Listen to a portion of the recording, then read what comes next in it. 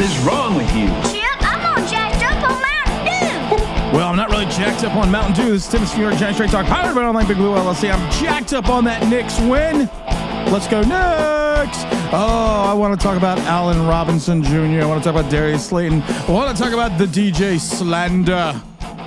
Because now I'm hearing the right wing, or maybe is it the left wing, or is it the middle wing of the Mara team, or the team Mara, calling out their minions in the media, and talking about how the Daniel Jones slander is out of control.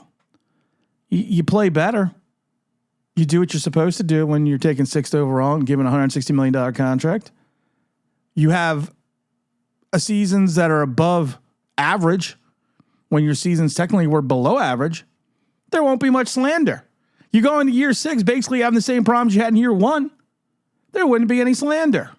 So I don't really see this as people are slandering Daniel. And I love it because one person was like, every time in the league someone talks about the bottom rankings of quarterbacks, they always talk about Daniel Jones. Because there's 31 other teams in this league that figured out that Daniel Jones sucks. We just happen to be that 32nd who can't figure it out after 6 years.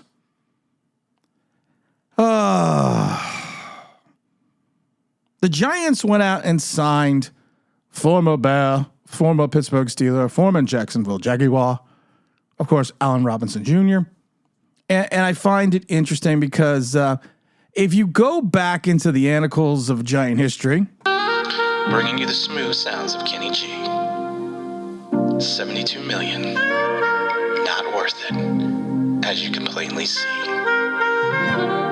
when we signed Kenny G, Allen Robinson was the other target we were looking at. Now, the signing of Allen Robinson to me is just what it is. He's a guy on the wrong side, going on the wrong side of 30. He's a guy that if you take a look at him statistically, has not had a stellar season really since 2019 with the Bears. I would say 2020 was his last stellar season. Which because he had only 3 more catches in 19. He had 1 more touchdown, but his best season was probably 2020, or his last great season was 2020. He's had injury problems. He's had issues in general. He played in 12 games in 21, 10 games in 22, 17 games with the Pittsburgh Steelers, but only had 34 receptions on 49 targets. You've watched his yards per catch drop exponentially from 12.3 to 10.8 to 10.3 to 8.2. He is a shell of what he was in Jacksonville and in Chicago. And he's coming in here at 30 years old at 6'2", 220 pounds. He's that big wide receiver we wanted to get in the draft. He was the guy that, there was plenty of guys with pure size. Not that Neighbors is a small guy. And I think Neighbors is going to excel in New York. May not be this year. Maybe a couple of years down the road. But I think he's going to excel in New York. I'm not putting the OBJ expectation on him because that's beyond unfair. But the Giants went out and got the big target. The 6'2", 220-pound prototypical wide receiver who's probably about 4 years late to the party. And it's a typical Giant move. It's a typical Joe Shane move. And it's a move that the Giants are looking at their wide receiver room and saying, Darius Slayton, for some godly unknown reason, decides he wants a new contract. And I'm not saying, he's still got a year left on his deal. So he's still under contract for this season. He just wants an extension. He wants to be paid. Well, Darius, you are maybe the 2nd, 3rd, or 4th wide receiver on a good team, if you're lucky. And calling you the 2nd wide receiver on a good team, is being nice. You've had your moments, you had your time to shine, but the problem is your expectations have been high and production at times have. I'm not going to say it's been low, but your production at times has been average. And I'm a Darius Slayton fan. When all the muckety muck says we can't re-sign Darius Slayton, there's no way we can re-sign Darius Slayton. I kept saying re-sign Darius Slayton. Darius Slayton is a good player. Is he a pivotal piece to this team? No. But he is a complementary piece. He would be even a better player on a good team. But with this signing, You're kind of basically saying to Darius, yeah, you are that 6'1", 200-pound wide receiver, but now I'm bringing in another guy. The only problem is with this competition is Darius and Allen Robinson are two different players. Robinson's no longer the game breaker. He no longer has that elite type speed. Darius still has it. With Robinson, you're not going to get much yak. Darius, you have the capabilities. In 2022, when Daniel Jones had the 7th best deep ball in the league with only 13 passing attempts and only 2 touchdowns. But those 2 touchdowns with Darius Slayton. One of them was that big 55-yard run against the Texans, which was a busted play, which probably should have went for an interception, which Daniel Jones just kind of flicked and Darius did the rest and got past his defender and took off. So the big play capability is there with Darius. I mean, you want to team him up with the likes of Neighbors. You want to drop Wandell in the slot. You got to hope that Jalen Hyatt figures out how to use his speed and how to use his quickness to get off the line and stop getting knocked off his routes. Because everyone wants to talk about the Daniel Jones didn't throw him the ball, Jalen Hyatt. Everyone wants to talk about that, and I don't disagree. There were plenty of deep shots that Daniel Jones, and we've gone over those, that Daniel Jones did not even lift up his head. And look, he just checked down. But you're also talking a guy that's got a 50-something% catch percentage in Jalen Hyatt. And it's not like he didn't get his opportunities. Especially early on, he had a difficult time getting off the line against the bigger corners and getting knocked off his route. He's got to work on that. You cannot lay this at just the feet of the quarterback. There were a couple shots with even Tyrod Taylor that he dropped.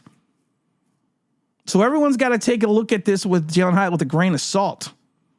I'm a huge Hyatt fan. I even said I don't care if they took him in the first round last year because I thought he was going to be that special, but because I thought he was going to have those Devontae Smith moves, even with his slight of frame, to get off the line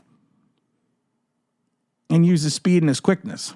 But I've said this a million times before, and a lot of people seem to forget this because they're always like, look at that guy. Look at Phillips, man. He's got pure speed. If football was played in a straight line, pure speed would mean everything. There is pure speed and there is football speed. So until they decide to have a game where you just run straight in the NFL, picking someone up because they have the speed is not always the best solution. Just ask Al Davis. We've talked about that before. But I think with this Allen Robinson signing, it basically it's the writing's on the wall for Darius. Come into camp, play for your contract, because more than likely we're not bringing you back and we're not giving you a contract. The fact that we don't have money to do it, that's just crazy talk.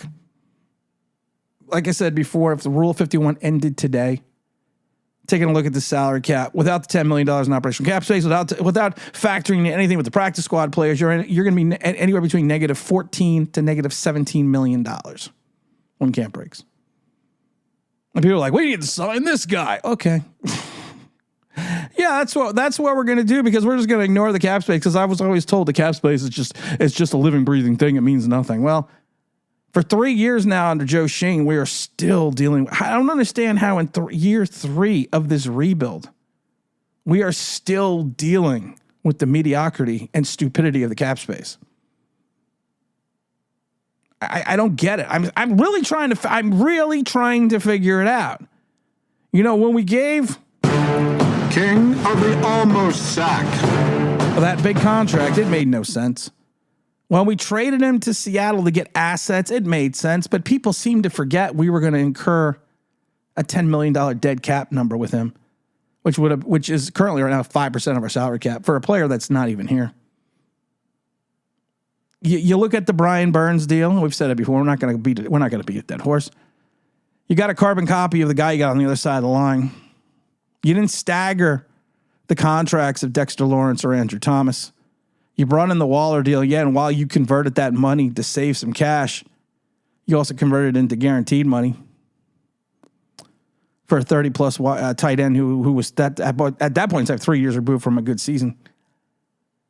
Same thing with Paris Campbell. Same thing with some of the other mistakes we've made. But I don't understand how this team is literally in year 3 of the rebuild within the rebuild has gotten worse. I kind of would just like someone to explain it to me. I mean, it's not that difficult. Just give me an answer how this team, they're already saying that this roster, I love the pundits, this roster is worse than the roster Daniel Jones had in 2019. So I guess we're going to have at least 3 more years of Daniel Jones. Warning, sarcasm. Warning, sarcasm. Warning, sarcasm. For all the idiots that are out there thinking, see, Tim wants Daniel Jones for 3 more years.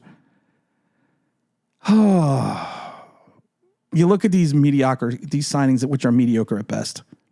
You look at Twitter, you look at everything else, and then people are like, oh, yeah, we got Allen Robinson. Yeah, Allen Robinson would have been good 4 years ago.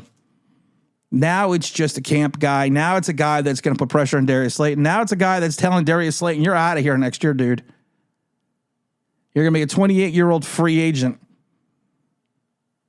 And we're going to move on from there. This live stream has been moved from Sunday to Saturday because of Mother's Day. It will still be at 10 a.m. on Saturday, so make sure you stay tuned for that.